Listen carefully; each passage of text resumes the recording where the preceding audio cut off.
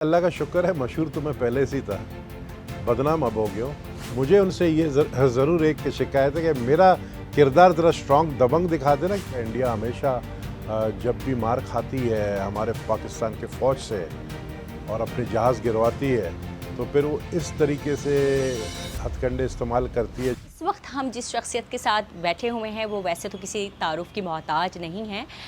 माजी में भी उन्होंने काफ़ी शोहरत हासिल की है, लेकिन जब से धुरंधर आई है तो सोशल मीडिया पर वो काफ़ी जो है वो वायरल हो गए हैं। और इस वक्त हमारे साथ मौजूद हैं पीपल्स पार्टी के रहनुमा नबील कबूल साहब। इनसे बात करेंगे धुरंधर के हवाले से भी और कुछ इनकी ज़ाती ज़िंदगी पर भी तबसरा करेंगे। इस एरिया को इसलिए इन्होंने चूज़ किया कि यहाँ पर एक वक्त में गैंग वॉर होता था। नो डाउट, इसको मैं डिनाई नहीं करता हूँ कि एक वक्त में गैंग वॉर नहीं था, लेकिन इंडिया की वो मूवी जिसके ऊपर 300 करोड़ रुपया खर्च हुआ बाय द बीजेपी गवर्नमेंट, खर्च भी मोदी की गवर्नमेंट ने की है।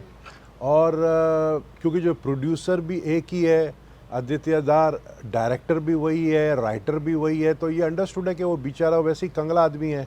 उसने इतने बड़ी मूवीज़ कभी नहीं की है। इससे पहले एक यूरी मूवी की थी, वो भी फंडेड बाय दी रॉ।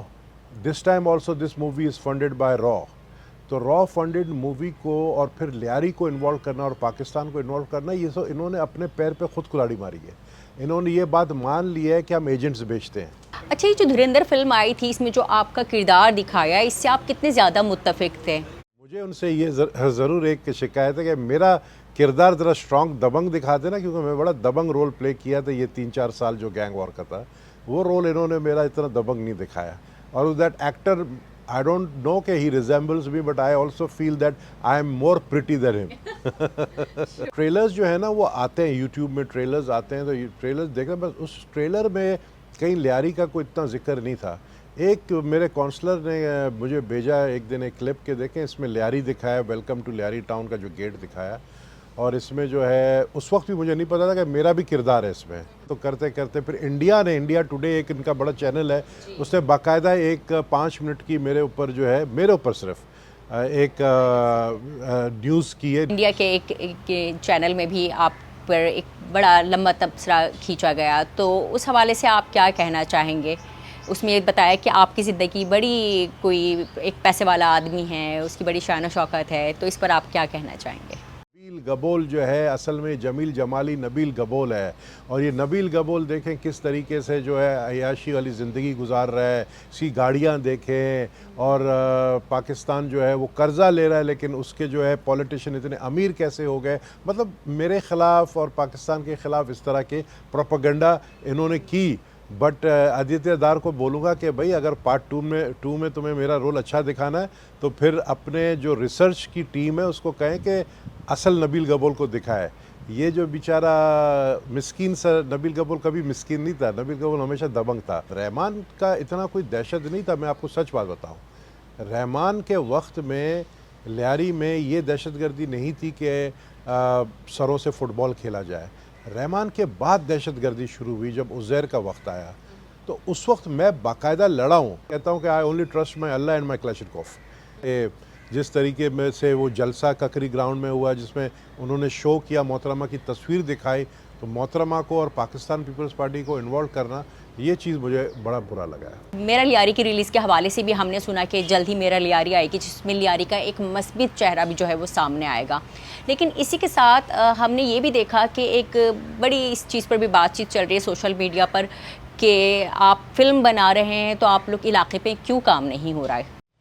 8 साल असेंबली से बाहर रहा, कुछ मेरे अपनी पार्टी से इख्तलाफात थे, फिर मुझे पार्टी छोड़ना पड़ा। ये गैंग वॉर भी एक रीज़न था। 2013 में पार्टी से मैं बाहर, ठीक है जी, वो दोनों एमएनए ने काम नहीं किया। जब मेरे पास 8-9 साल बाद जब मैं दोबारा आया हूँ ना, तो बहुत सारा जिसको गंद है ना उसको साफ़ करना पड़ा मुझे। वो गंद साफ़ करते करते मुझे पौने 2 साल लगे। मैंने आते ही 400 किलोमीटर का गैस का पाइपलाइन बिछवाया।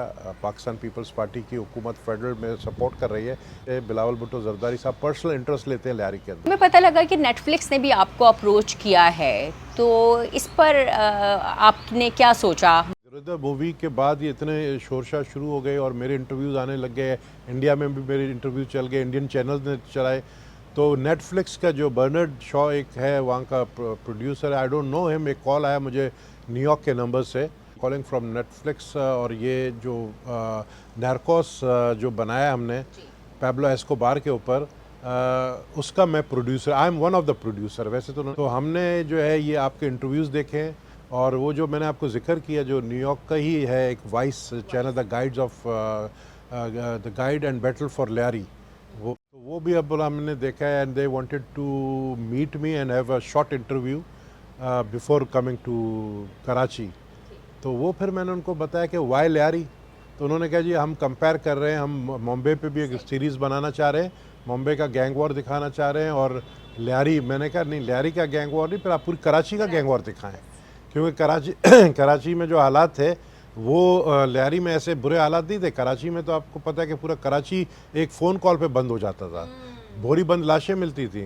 तो वाई ओनली लैरी, तो ये बेस्ट चल रही है अभी, वो मार्च में आ रहे हैं, देखें क्या करते हैं। नेटफ्लिक्स की इस अप्रोच के लिए आप कितने एक्साइटेड हैं? क्या आप ख्वाहिशमंद हैं कि आप खुद भी उसमें रोल प्ले करें?